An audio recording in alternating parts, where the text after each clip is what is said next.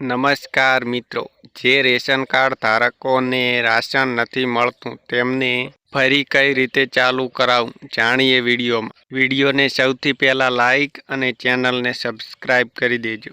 NFSA રાષ્ટ્રીય અન્ન સલામતી કાયદો 2013 અંતર્ગત જરૂરિયાતમંદ APL 1 અને BPL રેશન કાર્ડ ધારક પરિવારોને દર મહિને રાહત દરે અનાજ મેળવવા દાવા અરજીની માહિતી। ભારત સરકાર દ્વારા વર્ષ 2013માં NFSA રાષ્ટ્રીય અન્ન સલામતી કાયદા અંતર્ગત BPL રેશન કાર્ડ ધારક સિવાયના જરૂરિયાતમંદ BPL અને APL 1 રેશન કાર્ડ ધારક પરિવારોને સરકારશ્રી તરફથી સસ્તા અનાજની દુકાન મારફતે દર મહિને વ્યક્તિ દીઠ અમુક ચોક્કસ માત્રામાં રાહત દરે અનાજ આપવામાં આવે છે, જેનો લાભ લેવા માટે અરજદારે દાવા અરજી કરવાની હોય છે। દાવા અરજી સાથે જરૂરી પુરાવા: રેશન કાર્ડ, લાઇટ બિલ, વેરા બિલ, ગેસ બિલ।